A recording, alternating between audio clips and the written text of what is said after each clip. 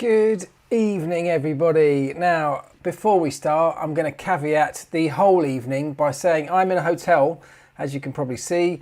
I've driven 4 hours down to the very southwest tip of the UK. I'm in Cornwall. I'm in this hotel. I've forked out the big bucks for premium Wi-Fi. £15 this has cost me. So I've got no idea whether this is going to work, whether it's going to stay stable connection. It's been sat there for 20 minutes while I've been getting things ready. Works perfectly. With 3 minutes to go, it dropped out and then reconnected. So look, fingers crossed. I can't do much more than that. £15 it's cost me. Anyway, let's talk Formula One, because I was just going to do this tonight's show looking at a bit of a preview to the Portuguese Grand Prix, but there's been a bombshell, maybe not an unexpected one, but there has been the news, as you'll have all seen, that the sprint race idea has been ratified by the F1 Commission. It's happening at 3 races this year. Details, at least some details, not all of the details, there's still a number of questions, but details have emerged. So I guess that's where we probably want to start, because it's a big talking point. I've seen lots of negativity around it. Much of that I agree with, some of it I don't, so we'll get into all of that. But first of all, thank you all for joining. Thank you wherever you are. And so, time for pasties down in Cornwall. Yes, thank you, I will. Thank you very much to everyone who's joining. I think, yeah, so far so good. We're okay. It says I've got an excellent connection, so long may that continue. All right, shall we just get straight into it? Let's talk about sprint race qualifying. You fire in your comments and your thoughts. Let's get objective. Let's not just say it's rubbish, because there are some rubbish bits of it. I'll give you my thoughts. But in the meantime, let's have some objective pros and cons if you've got any, okay? And I'll start with mine, because first of all, let's start with the pros. I think that it's a really great thing, and I've said this before, that Formula One are willing to try new things, and that the teams have all found a way to agree on something. That's a positive, because that hardly ever happens. The teams have all agreed, the stakeholders have agreed. For me, it's great. They're trying something new, okay? Because if we just are only ever going to be satisfied if we stick with the way Formula One has always been, well, as an industry, as an entertainment spectacle, we will get left behind, because the world moves on. How people want to consume their content moves on. What kind of content people want to consume. I know there's hardcore race fans out there that just love the traditional format of a 2-hour Grand Prix and a traditional qualifying. I get all of that. But there's a whole bunch of other fans, of new fans, maybe of younger fans who want something a bit different. Newer fans who are not necessarily coming at Formula One with the kind of burden of history that might be attached to it. And they're coming in with a fresh set of eyes, looking at it perhaps from the Drive to Survive documentaries and and coming at this, you know, with perhaps a comparison to other sports rather than a comparison to old Formula One. And for those people, you know, we need to cater to them because they could be the future of Formula One's fan base. So trying something new, I think, is a positive, a good idea. Whether it works or not, who knows? But if we don't try it, we don't know. Other positives, I'm going to say, we're keeping qualifying as it is right now. So the qualifying format that I happen to really like just moves to a Friday. So we still get what I think is one of the best parts of a race weekend. For me, the current qualifying format, having tried all sorts of them over the years, we've got one that works, and we're still going to have that on these 3 weekends. It's just going to be on a Friday. So I love that idea. And then we get to the sprint race on a Saturday. We've got less practice, by the way, as well. So 1 hour on a Friday, 1 hour on a Saturday morning. That gives less scope for the teams to practice, to figure out the optimum setups and those kind of things, to do all the test runs that we normally get. So that perhaps leaves teams a little bit less prepared, and I think that could be a positive as well. The sprint race itself, look, I'm actually up for it. My first feeling is we definitely shouldn't be giving points for it, because all that means is you're just giving points to Red Bull, Mercedes, whoever it is dominating at that time. Very unlikely in a third distance race that we're going to get some mixed up order unless there's a big crash at the beginning. There's very little opportunity for strategy to work its way through the field, even on a kind of wet race or changing weather conditions, because the race is so much shorter. There's less scope for that to mix up things like it would on a full-blown Grand Prix. So I think the points are just going to go to a Lewis Hamilton, a Max Verstappen and one other at this point. So that's one thing I don't like. But the idea of a sprint race, look, it doesn't sound great on paper because it will just spread out in the order they start, a very sprint to the line with the cars, very little opportunity to overtake and change position. But on the flip side, what about if, knowing that the drivers have a very shortened opportunity to make an impact, they are willing to take risks? And I know those risks could impact the rest of their race weekend, but look, I don't think overly so. I think teams will be willing to take risk to get a better race start position on a Sunday. But until we try it, we just don't know. So those are my headline thoughts on this, but I definitely want to see what you think, because everything, I think almost everything I've read has been negative when it comes to the reaction to this, and I'm not sure that's necessarily fair. If we try it and it's rubbish, then fine, we can justifiably say it was rubbish. But until we've tried it, my feeling is we can't do that. Let's get into you then. Let me see. I agree, try it out, but new regs are coming next year. Okay, that's a good point. So that's actually, you know, this isn't trying to be tested as a band-aid because Formula One's broken. The idea behind this is that, you know, will it or could it potentially add a new element to a Grand Prix weekend which might add in some more excitement, some more, you know, a different entertainment perspective. It's not anything to do with, you know, there's no reverse grids. It's not about shuffling the order of cars up. It's not about improving the racing in some way. It's adding an extra element to a Grand Prix weekend. Maybe that promoters can sell on off the back of, that TV audiences might join on a Saturday more so than they would for a normal qualifying. But that experiment is to find the answers to those questions. When is the first sprint race? A British Grand Prix. So it's British Grand Prix, it's the Italian Grand Prix in Monza, and then one other. It was supposed to be Brazil, but I think because of the COVID situation in Brazil, that race is very much uncertain, and so that third sprint race event is still down as a TBC and could end up being anywhere else. But the first one will be the British Grand Prix. Cars run too fast to start. Cars run too fast to start out of the car. Not sure I get that one. Sorry. They would just preserve their cars. So I've never known a racing driver to preserve their car in almost any situation. You know, if you're talking about the risk of crashing in a sprint race, potentially wrecking the rest of your race weekend, I don't buy into that. I get that a crash ruins that sprint race and therefore ruins your qualifying position, but that's like asking a driver not to push too hard in qualifying the way we have it now. They all push to the limit. Very occasionally they get it wrong, and I would imagine in a sprint race situation they'll do the same thing. They'll push to the limit. If there's an opportunity for an overtake in that short space of time, maybe they'll go for it. Maybe I'm wrong, maybe they won't. Maybe the naysayers are right, and maybe people won't take that risk and they'll just sit in some kind of 20-lap procession on a Saturday afternoon. And if that's the case, I imagine we wouldn't do it again. It might have made more sense in previous seasons, but this year the races seem to be very close and interesting, says Ronald Hageman.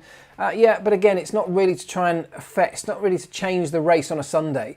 It's just a different way to form the grid. We'll still get grids, I imagine, that look very similar. It's about adding to that extra spectacle. The danger, of course, or one of the dangers, and I know this is something the teams are concerned about, is that there might be an audience that comes in on a Saturday to watch sprint racing happening and prefer it. And, you know, you might roll your eyes at that, but as I talked about, some people don't want to spend 2 hours on a Sunday watching a Grand Prix. Perhaps they can't commit that amount of time with family life and kids and whatever else might be going on, or work. But perhaps they can commit half an hour, 45 minutes on a Saturday to see those same cars and drivers go at it for 20 laps. And I wonder what would happen if that became a more preferred or more popular format in some quarters. The idea, of course, is that it will become popular and it will bring a different or an extra audience in for the Saturday afternoon TV slots. We know what a sprint race is like every time the race is red flagged. Well, that's a good point. You know, we get this kind of thing, don't we, when we do get a run to the finish in a late part of the race when the race is red flagged, like you say, or if there's a late safety car where everyone's changed tyres and it's now just a flat out sprint to the finish. But look, they're not always processional and boring. Occasionally, you still get opportunities. There's a start of a Grand Prix always opens up opportunities, just like it does on a Sunday. The same thing will apply on a Saturday, something we don't currently have on a Saturday. So that element could still be there. There could still be safety cars. There could be crashes. There could be all sorts of things that at the moment just don't feature on a Saturday, and it might bring those in. What about tyres? Do you start the sprint race on your quali tyre and a fresh set for race day, says Mr. AJ Scotty. So this is something that isn't actually clear. Just before I came on, I reread through the entire FIA press release, and it's still a bit vague when it comes to tyres. It does outline what sort of tyres you have. The sprint race will be done on a set of soft tyres, I believe. Qualifying will be done on soft tyres. Sprint race, there are 2 tyre sets available, but no mandated pit stop. So essentially, no one's going to make a pit stop. You're not going to be changing tyres unless something happens. So it's going to be a run from the start to the flag on the same set of tyres. You will have 2 sets of tyres to choose from on the ones that you want to race on. But given that it's a 20-lap race, you can pretty much guarantee everyone will be on the same tyre, almost certainly. There might be occasions when it splits the field, but I would imagine you're going to get everyone on the same tyre. Now that takes away an element of strategy. That's where you might just get more of a processional race. But as I said, you've still got those unpredictable elements like a race start and other areas of that sprint race that could be enticing. Team principals were worried about money and sprint races well before Bottas's accident. So that's what's been holding this process up. Because we're in a cost cap environment now, it was the cost cap that was one of the reasons that some of the teams said, look, we can't do sprint races because those extra races and the potential damage that could come for those could tip some of the upper top teams over that limit, over the top of the cost cap. Teams like Mercedes and Red Bull protest or were up against the sprint race idea because of that. And then what happened was Formula One offered an amount of money to the teams. I think it was around about £100,000 as a compensation package to go into their budget cap to account for the sprint races. The teams then went back and said that's nowhere near enough, that just isn't going to work, and we're not going to support the idea if we're going to end up being out of pocket. So what looks like now has happened is that figure's been up to something closer to £500,000 added to a team's budget for the sprint races, plus the ability that if a team has some drastic accident like Valtteri Bottas last weekend, if somebody writes off a chassis, for example, a very expensive accident in a sprint race, they can apply to the Formula One and say, look, these are these excessive costs from this particular race. Can we apply for a special dispensation to repair that damage and it not to be taken out of the budget cap total? That's the basic theory behind it right now. More races, can't complain about that, says Zed Black Sheep. Can you run ultra low fuel to get an advantage? Well, you can run as much fuel as it will take you to get to the end of a Grand Prix. So in terms of the car being lightweight, you'll only have enough fuel to do the 20 laps or whatever the race distance. It's a third race distance, 100 kilometres, which is going to be around about 20 laps for some races, I guess, 25 laps. So you'll set your fuel level accordingly to that, but you'll still be restricted by the same fuel flow restrictions, the fuel flow meters. You just won't have to fill your tanks up for the sprint race. Don't know how it will work. Don't really care. I'll be so excited. It'll be so exciting to watch and see how it turns out, says Songjun John Lee. So I'm in that camp. I'm exactly in that camp. I honestly can't believe that no one's going to watch that first sprint race just because they're inquisitive. And if people are willing to tune in because they're inquisitive, because they just want to know how it's going to work, that's exactly the point. That is exactly why we're doing it. Because we don't know until we try it. And look, what's the worst that can happen is we could get some kind of processional race on a Saturday. Not the end of the world, is it? Because we've already had that, what we all, I think, agree is a great qualifying format on the Friday. We've had less practice, so teams are less prepared for the rest of the race weekend, and then we race them on a Saturday afternoon. I don't see where the downside is to giving this a go. This is not a big commitment that's going to just roll out immediately and be apparent on every single Grand Prix weekend. It's 3 races where we're going to experiment it, and for that I just think there's very little downside. Do we expect a shake-up of the grid? I don't necessarily think so. I think it's going to form a grid based on merit in much the same way that it's formed today, but you've got the added complications of navigating a race start where 20 cars are on track together on the same bit of tarmac jostling for position. So you might get a little bit of a mix-up of order. You might get people crashing into each other, not finishing that race. There's always that added element that could mix up the order. But in terms of performance, I think the fastest cars will still line up on the front of the grid and the slowest ones will line up at the back. I want to see the sprint race option in the F1 game as an option. That's a good point. Yeah, that would be good, wouldn't it? And in fact, this is something that has been trialled in the virtual world. So, in fact, Codemasters, I think, have been part of this in trialling a beta version of exactly that. Formula One does this behind the scenes. They simulate different race formats with gamers, with simulation tools to run the scenarios and see what happens. They've done it with trialling different grid formations, whether they try 3 cars across the grid, for example, or the grid stack being slightly closer together. They've trialed all this kind of stuff, and they run just hundreds and hundreds of race starts to see what happens. And those kind of things are not often talked about, but they're really valuable and really useful to F1, and I'm pretty sure that they've tried this same thing in the virtual world as well. So they'll have a better idea, perhaps, than some of us, in what might come out in the end.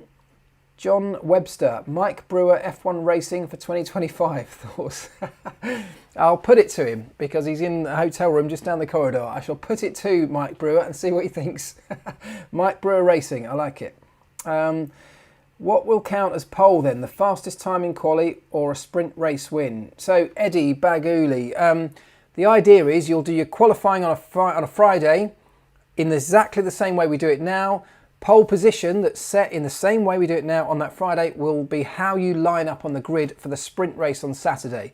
So just as we do it now, instead of forming the grid for Sunday's Grand Prix, it will form the grid for a Saturday sprint race. Then that sprint race finishing order will form the grid for Sunday's Grand Prix. No reverse grids. The way you finish the sprint race will be the way you line up for the Grand Prix. It's as simple as that. Can the setup be changed between sprint and race? Good point. So cars are in parc fermé. Now this is something I know the teams quite like. Certainly the boys and girls in the garage quite like. Parc fermé on those 3 weekends will now exist between Friday's qualifying, as it does normally on a Saturday. From the moment the cars leave the garage on Friday for qualifying, the cars will be in parc fermé right through until the end of the Grand Prix on Sunday. However, there are some exceptions to this. So between Friday qualifying and Saturday sprint race, some changes are allowed. Now, they have outlined a few of these, like you're allowed to change the weight distribution, you can change cooling for things like brakes and engine. They haven't been very more specific than that. Now, the point of allowing some changes is that if you didn't allow any changes, there'd be very little point in going out on a Saturday morning for the second hour of free practice before your sprint race. So they're allowing some changes to fine-tune elements of the setup so that you can still, or so that there is still a point in driving teams out onto the circuit to fine-tune their cars ahead of the sprint race. But then once you get into the sprint race, that setup is then frozen again, so you're back into full parc fermé until the end of Sunday's Grand Prix, as you would be between Saturday and Sunday on any other Grand Prix weekend. So that is more or less the way it works. There are a few tweaks, some suspension changes allowed, cooling changes, weight distribution, and tyres, of course. Refuel the car. I think it's limited to something like that. Not a huge amount. Do you think sprints are better or reverse grids, Mark? So Kiki asked that one. That's a good question because I would have loved to have seen what a reverse grid sprint race looked like. And what I mean by that is, just as an experiment, let's not get carried away. Just trial it. The same format that we've agreed on today, but then flip the grid for Sunday's race and start the fastest cars at the back, just to see what happens. I'm not saying we should do that everywhere. I'm saying if we're going to the trouble of trialing, of doing an experiment over 3 races, why not on one of them reverse the grid?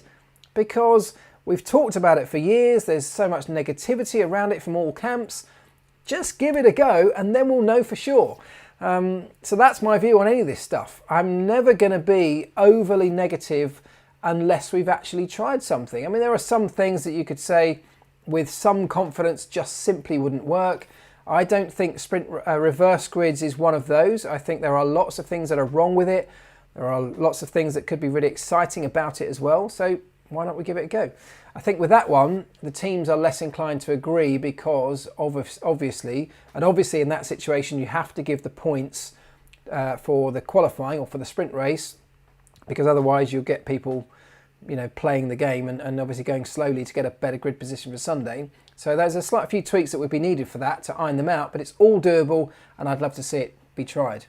Okay, lots of you not liking that reverse grid idea. It's just a trial, it's just an experiment.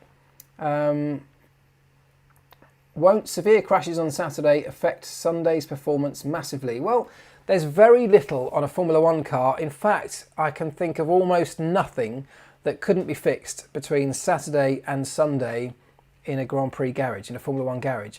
So I don't buy this idea that a crash on Saturday was going to affect your race on Sunday, other than if you don't finish the sprint race, of course, you're affected by your grid position because you'll end up down the back of the grid. But in terms of tech, the tech on the car, even if you had a worst case scenario and destroyed a chassis, the teams are more than capable of rebuilding a car with a new chassis overnight on Saturday, ready for Sunday's race. It's all doable, so I don't buy into that one. This decision is not for the fans. It's so promoters can sell more tickets for Friday.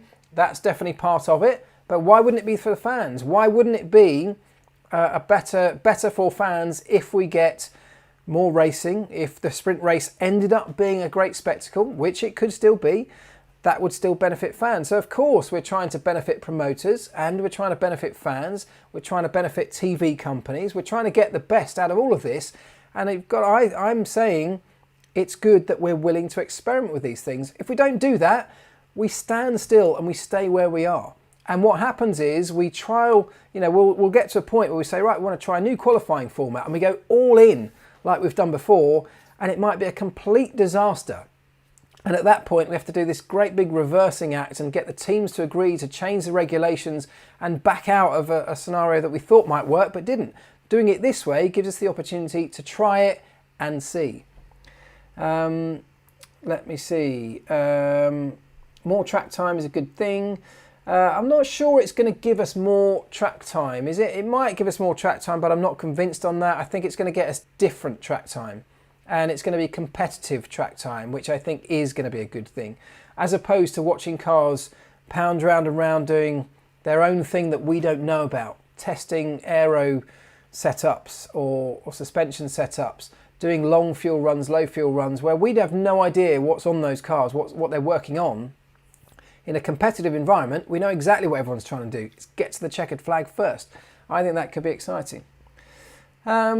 Right, where are we at? We're at 20 past. Shall we, has anyone got anything dramatically good to say about sprint races before we then move on to Portimao, looking ahead to next weekend? What do the drivers think about sprint races? Well, the drivers, I personally believe the drivers will quite like it. They love racing. The whole point of a racing driver being a racing driver is because they love racing. They don't enjoy practice. Yes, they enjoy qualifying, but they're still going to get that. Qualifying is the moment where you get the car on the absolute limit, low fuel, it's as light as it's going to be over the weekend, you go as fast as you're going to ever go over the race weekend, so they love that. But apart from that, they love racing. So if you're taking away a practice session and essentially replacing it with a sprint race, I'm pretty sure the drivers will love the idea. Whether they love the actual rollout when it happens, I don't know, but I'll be surprised if you see a driver, even if not publicly, privately, not really relishing the idea of an extra race.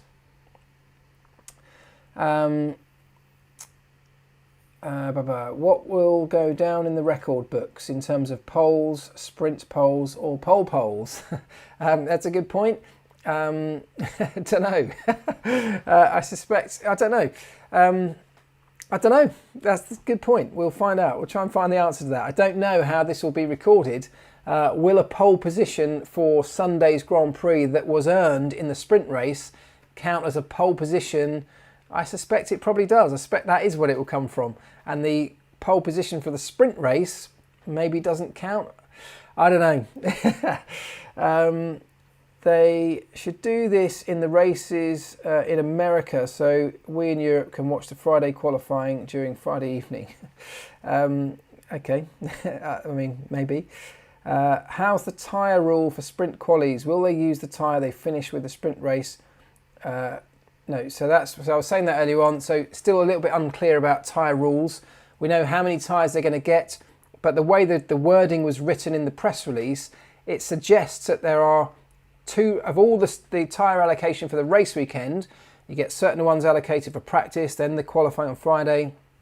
2 sets are available for the sprint race, and then it says the Grand Prix will be allocated with the 2 remaining sets of tyres. Now, I don't understand yet if that means you've only got 2 tyre sets for Sunday's race, which seems bizarre because then everyone is tied into a one-stop race, or more likely you've got 2 sets that are kept for the race, plus any others that you have left over from earlier on in the weekend. So those are details that I think still need slight fine-tuning and certainly need communicating better to us. Right, minor dropout there, wasn't there? There you go, hopefully you still got me. Yeah, hotel Wi-Fi, sorry guys. They should do the sprint races at boring tracks. No, I'm not down with that. I think you know, the fact that they're racing on a Saturday, do it at a good track, do it at a great track. You know, you get twice the amount of actual racing or extra racing, which could be good. What else have we got? It's called sprint qualifying, so I'd assume the results will make the grid for Sunday. Yes, they do. That's exactly what happens. Right, shall we move on to Portimao? Let's look ahead to this weekend because it's racing again. And look, I said in the description of this video, this is, if you've watched the first 2 races of this 2021 season, they have both been brilliant. They've had amazing racing at times, they've had controversy at times, we've had accidents, weather, all sorts going on. And if we get another one of those, then brilliant. The Portimao circuit is an amazing racetrack. I talked about this last year with a lot of enthusiasm because I've been lucky enough to drive it myself in the real world as well as in the virtual world. It's an incredible roller coaster of a track. And last year, not only did we have a new surface that offered very little grip to the cars, we had really cold conditions. And it all added up to almost no grip, and that ended up giving us something quite entertaining because the drivers and teams just didn't know how to cope with it. This year around, first of all, the surface has had an extra year to kind of settle in. It's had racing on it, although not very much. It's used for track days and corporate days, this circuit, a lot. I don't think it's had as much as normal because of the global pandemic, but it's definitely going to be in a slightly better situation than it was last time around. And secondly, the weather forecast, I think, looks to be warmer than it was last year as well. So all of that might add up to a little bit more grip. Now, that could mean that everyone gets a little bit faster, everyone's a little bit more in control of their cars, and that could translate into less exciting racing. But I think what's going to happen is we're going to get another great race here because it's a circuit that's quite difficult to overtake on, but it definitely has overtaking spots. I think we've got still teams and drivers still trying to figure out their cars. We've got new drivers in teams like Perez, like Daniel Ricciardo, like Carlos Sainz, who we know have a lot more to offer than we've seen so far. And at some point, those guys are going to click and we are going to get the best out of them. That could happen at any moment. If you look at Daniel Ricciardo at Renault, it took him about 3 races last year to get the hang of that Renault and then come to life. And after that, he was unstoppable. That could happen at any time. We've got Gasly and Tsunoda, who in the right circumstances can offer something pretty spectacular. So look, I think we've got a great weekend in prospect. It's a brilliant track. A lot of the corners are blind, where you come over a crest and you can't see where your turning point is. That conjures up mistakes, particularly perhaps from the less experienced drivers. But it offers so much that I'm just really looking forward to seeing it. And again, I want to know what you think.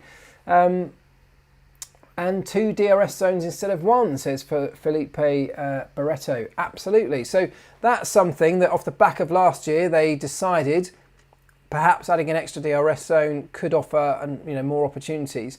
Whether it will or not, because I'm not sure, because there are only certain zones on this racetrack where you have a clear opportunity to overtake. Now they are nice wide overtaking opportunities, some wide parts of this circuit where there are multiple lines through a corner, and if you're brave enough you can take a big lunge. I forget the corner number, but the one that comes down the hill, comes down over a crest down the hill and then to a hairpin left. That's a really wide entry with a big braking zone and a big opportunity. And actually, I think we saw some moves there last year. I think that will happen again. So I'm looking forward to it. Sandy Barnes says, smash that like button. Listen to Sandy Barnes. Hit the like button if you don't mind. That would be great. Thank you very much. It should be permanent on the calendar, and I agree with that. I think it's a great addition to the calendar.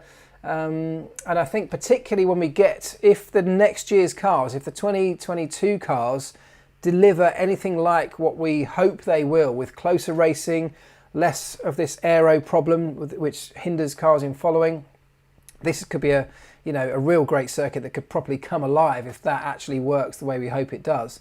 So I think it should be a permanent addition, absolutely. DRS should be for the whole track. No, Andy Lees, not sure. That's the ongoing forever debate, isn't it? Because if you have DRS for the whole track, I assume you mean still only within a second of the car in front, but for the whole track, maybe. But the trouble with that is, of course, when you're going through corners with DRS wide open, well, you know the result. What do you think of Alpine? I think Alpine have been underwhelming, is probably how I would describe them so far. I think we've seen flashes of brilliance not much from Fernando Alonso. I mean, is that harsh? And I know that there'll be a section of people that go, well, you just hate Alonso. I don't hate Alonso at all. I have huge respect for him. I really want to see this comeback be successful because I want to see him in the mix. I'd love to see that. I just haven't seen it from him yet. And that's difficult in a car that's not performing, but I think we perhaps saw a few glimpses from Ocon, but nothing much either. So it's a difficult car. It's a car, let's not forget, that in a year where they've had to carry over chassis on the Alpine, or everybody's had to carry over chassis, haven't they, between last year and this year, Alpine had already carried over their chassis from the year before. So the chassis they're running around with is a 3-year-old chassis now, which is unheard of in Formula 1 terms in the modern era. And whilst in itself that doesn't necessarily give you a massive disadvantage, it does limit you in terms of the concept for your car design kind of starts with the chassis. That's the biggest bit, it's the longest lead time bit, it's integral to everything else, and without the opportunity for them to upgrade that or change it, they've had to compromise in other areas. And I think they've made some bold design choices. As you saw, that bulbous air intake and the narrower side pods, there's some good theory behind that, but it hasn't seemed to prove, at least with the entire car concept, hasn't seemed to deliver enough yet. And I suspect there's a big part of that is engine, whereas other engine manufacturers have taken giant leaps forward, notably Honda. Renault perhaps now are lagging as a clear third runner in terms of performance, and maybe that's a big problem for them. Whales are never quick, are they? It does look a bit like a whale. It seems that all the drivers in new cars are struggling. Yeah, I think that's a big part of that is because we've had almost no testing this year. So that's one element of that, whereas normally you'd get a much bigger pre-season test to get used to that car, to figure out some finer details with it.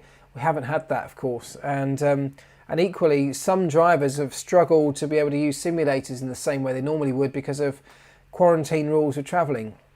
If you want to come and use the simulator at your team's factory, for many of the drivers, they have to come from abroad and then quarantine for a week before they can do that. And that limits the number of opportunities that you're able to do it. You can't just pop in for a day here and there, jump in the simulator. So it's actually a harder transition process this year than it might have been in previous seasons, I guess. Looking forward to Danny Rick finding his mojo. Yeah, I'm convinced it will happen, and I think he'll be great. Lando Norris doing a stunning job at the moment in that McLaren, isn't he? And I think when Daniel joins him, which I'm sure he will, that team is looking good. Alpine have the worst engine and chassis. I 100% think they got the worst engine, and their chassis difficult to quantify, but it's not great, is it? Are Alpine still the Renault Works team? Yes, in all but name. So it's the same group of people, same factory, everything's the same except for the branding, which they've just rebranded as their Alpine brand. That's all that is. I think you should get a refund on your premium Wi-Fi package. Yeah, I know it dropped out a couple of times, but look, this is I'm in a Premier Inn. So premium Wi-Fi in a Premier Inn is, well, this is what it is. It's worked so far, hasn't it? It's not too bad. Thoughts on Aston Martin? Another disappointment, really, isn't it? I think with Aston Martin, my theory on this, and this is nothing more than a theory, I have no inside information on this, but look, they copied, or at least took inspiration from last year's Mercedes, which was a massive design concept leap away from what they've been used to. So they had been a relatively high rate car, they went to a low rate car, they changed things like side pod design to suit Mercedes, rear suspension has now caught up with last year's Mercedes. So a total departure from everything they had been fine-tuning over the previous years to get to whatever levels of success they've had. And I reckon what's happening now is we've had these aero changes to the cars with the narrowing of the floor, the brake duct changes, the diffuser, and all of these things mean that you have to have a full understanding of your car and how it works to be able to adapt to the changes. And it's highly plausible that Racing Point, or Aston Martin as they are now, don't have the same level of understanding of their car than they would have done had it been a car that they had incrementally developed over a course of a number of seasons.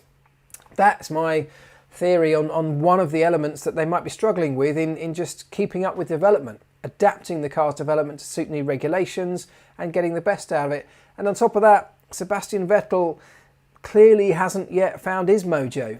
He had a disastrous first race. Last race was better, but in terms of his driving, but still not great. They were anonymous, weren't they? And when Sebastian Vettel is being consistently beaten by Lance Stroll, with no disrespect to Lance Stroll, that's not what you'd expect. And if you haven't got two drivers on song, no matter how good your car is, you are not going to be getting the best out of it. So I think they've got areas to work on in all around that team. They've got great resource, they've got brilliant people there. I just feel like they have been caught out slightly by that whole shift to the Mercedes thing. And the consequences of that are just catching them up now. Thoughts on Massey's performance so far? It was a massive job to be thrown into so suddenly. Love the show, thanks. So Massey, as in the race director, I think he's struggled a bit. Whether it's him necessarily, but he unfortunately takes the fall for this.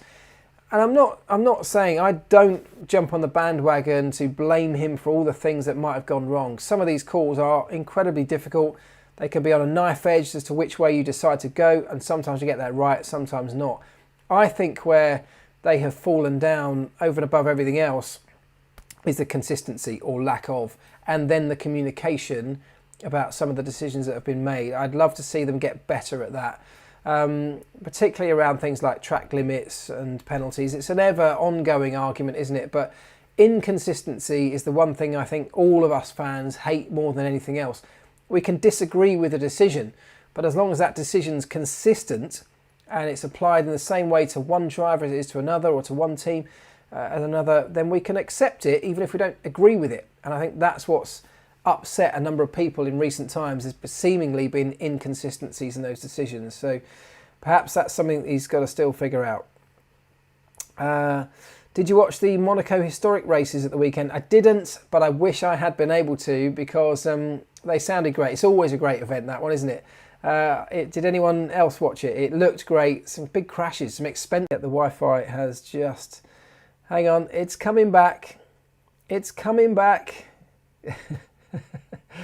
There we go, we're back, I think.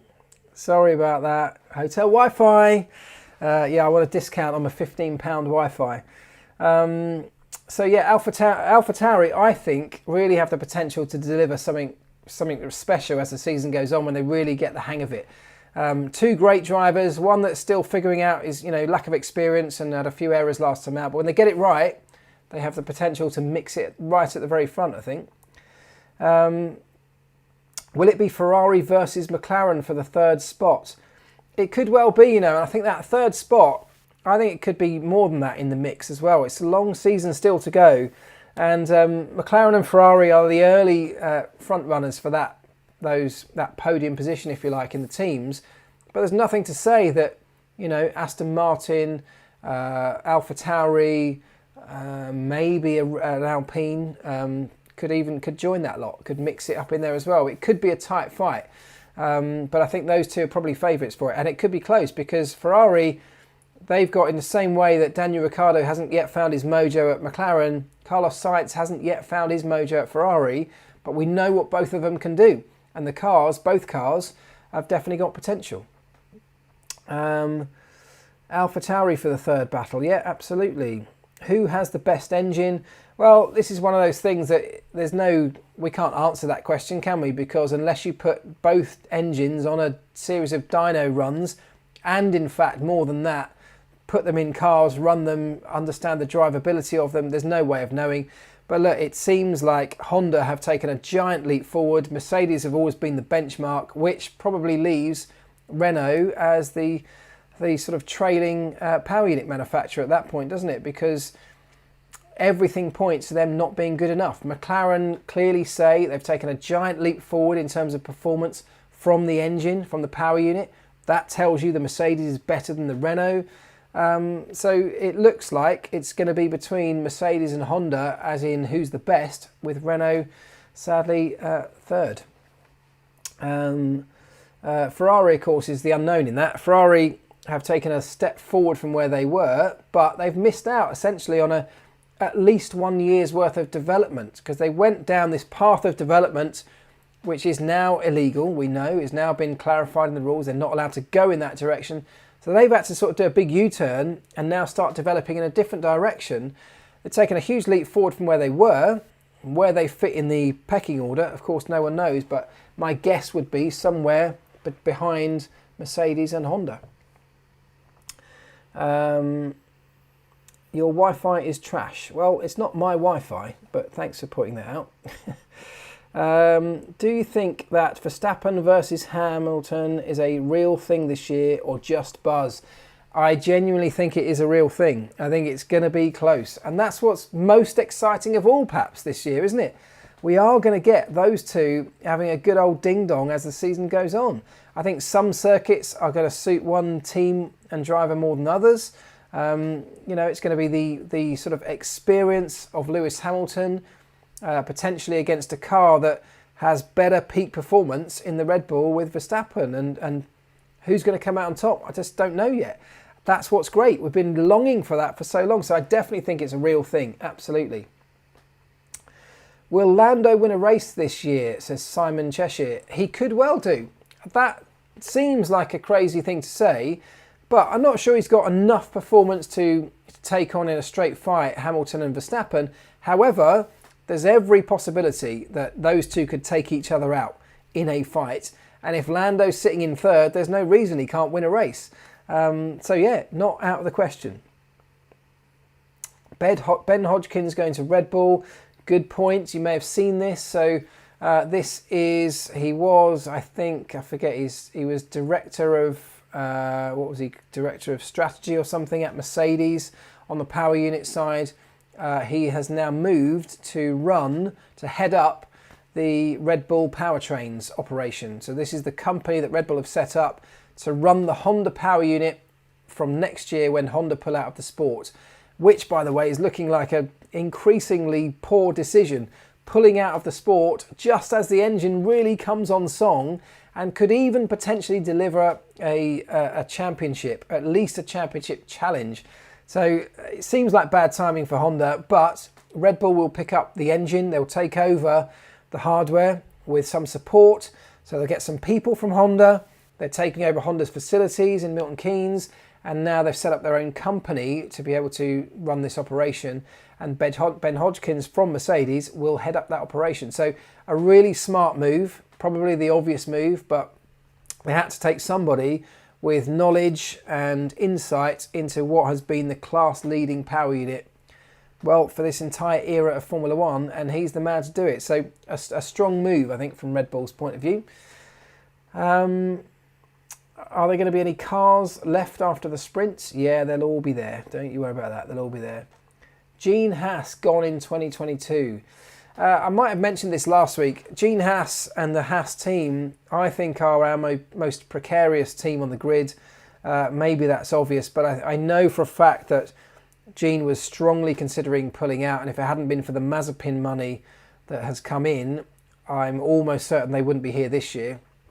So how long does this continue? How long do you keep going with negative press, with poor results? The cost cap and the more equitable spread of prize money is a kind of slightly more tantalising prospect for a team owner. So it's not quite the same money pit that it used to be, but it is still a money pit. And if you're getting very little in return, if you're not getting sponsors, and if sponsors are pulling out because of one of your drivers, and that same driver's bankrolling the team, you're in a real predicament. So yeah, I wouldn't be at all surprised if Gene Haas decides at some point to cut his losses, which will be a real shame. But it does leave a slot open for someone else to take it over, if that were to be the case. Let me see. Charles getting a big raise, or is he going to Mercedes or Red Bull? I know Charles has just committed his future even further into the distance at Ferrari, hasn't he? He's signed a contract extension recently, so that will bring him a lot of money. Tom B says, just started reading your book, Elvis. Love it so far. Thanks, Tom B. I hope you do enjoy it. And if anyone's out there who hasn't yet read my book, then please do go and get it. It's in the link. There's a link in the description of all my videos. You can listen to it on audiobook, and it's me that read it. So if you want to hear my dulcet tones rabbiting on for however many chapters it is, please go and do it. That'd be great. Rich Energy will sponsor Haas. Yeah. Have you seen them? I mean, I don't know why I still follow them, but I still follow them on Twitter. They keep dropping ridiculous hints.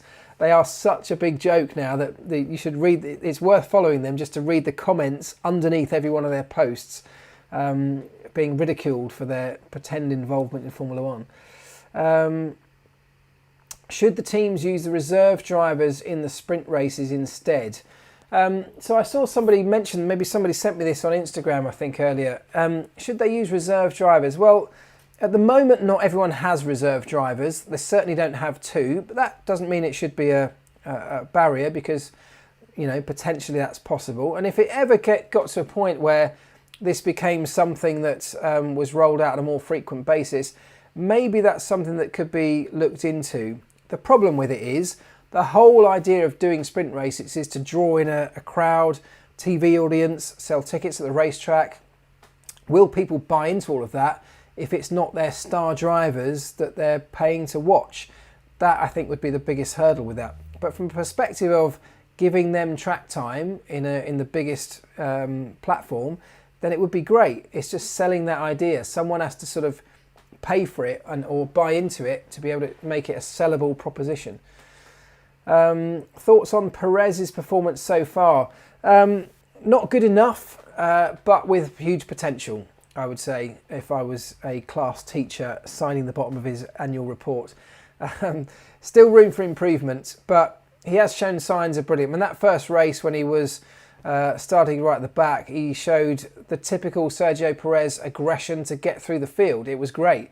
he still doesn't seem to be able to get the best out of it in qualifying. And I know he had a good qualifying last time, but I think it was shown to be better than it was because Verstappen made a big mistake, didn't he? And that, I think, highlighted Perez as being, his lap as being better than it was. So and he's even said he hasn't quite got to grips with the nuances of that car. And like we said in the past, that car definitely has some weird characteristics to it as opposed to other cars, or different characteristics that need a bit of an adaptive driving style to get the best out of them.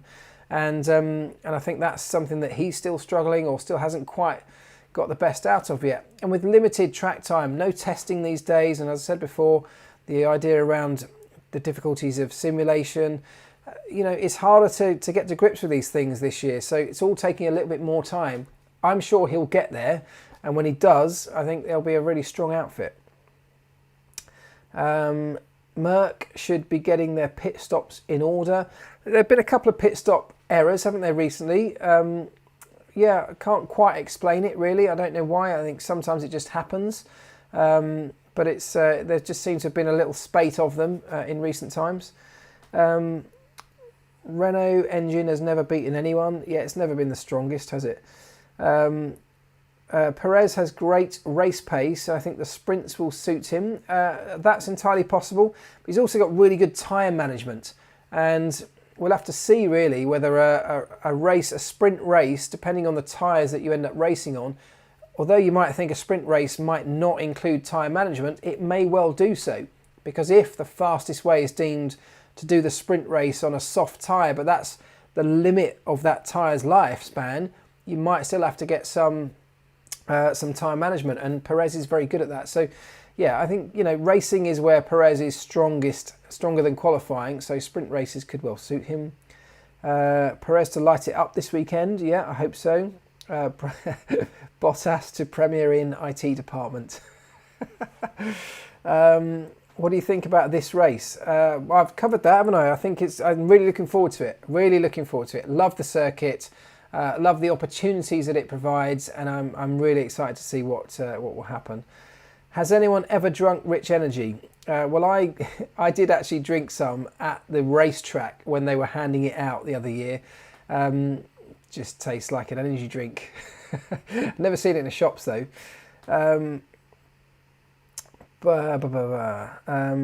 Do you think sprint races will suit some drivers more than others?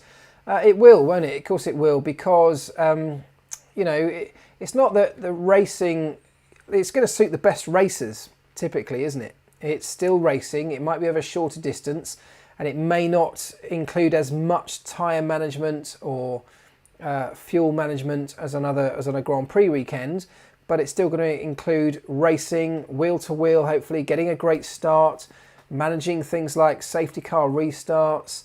All of those things will still come into play. Making overtakes, defending against overtakes. If you're good at those skills, it should, in theory, be right up your street. Thoughts on Giovinazzi?